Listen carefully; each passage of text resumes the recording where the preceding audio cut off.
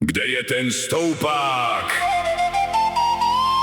Dla Piotra i Čechův, že by křičeli v Amfibrena!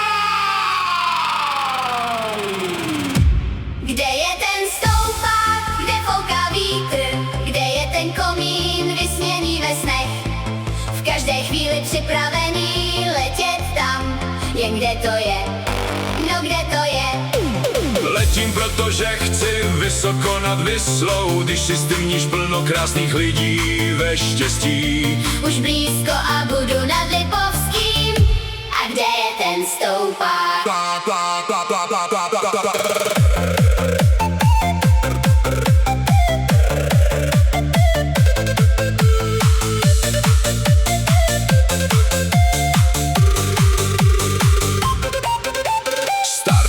Země zůstává dole, křídlo táhne srdce, bije pomaleji. Město malé jako tečka na mapě a pod námi Visla plyne pomalu. Slunce hřeje, termika zvedá a ten klid, co se v hlavě nosí, zapomeneš na všechno na chvíli. Jen ty vítr a křídla ve stylu. Kde je ten stoupák, kde fouká vítr, kde je ten komín vysněný ve snech, v každé chvíli připravený letět tam, je kde to je, no kde to je. Letím, protože chci vysoko nad Vyslou, kdy si stumníš plno krásných lidí ve štěstí. Už blízko a budu nad Lipovským, a kde je ten stoupák?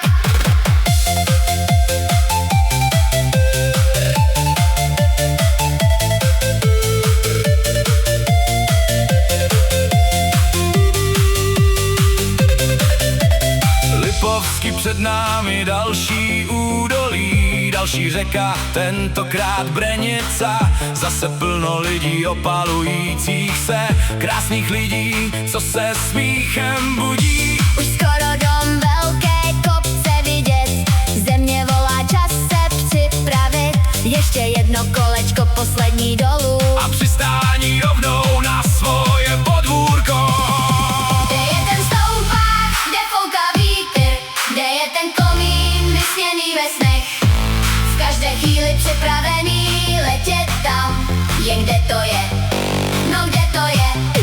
Letím, protože chci vysoko nad Vyslou, kde si strníš plno krásných lidí ve štěstí. Už blízko a budu nad Lipovským, a kde je ten stoupák, kde je ten stoupák, kde fouká vítr, kde je ten komín vysněný ve snech, v každé chvíli připravený letět tam, jen kde to je, no kde to je. Letím, protože chci vysoko nad Vyslou, kdy si strníš plno krásných lidí ve štěstí. Už blízko a budu nad Lipovským, a kde je ten stoupák?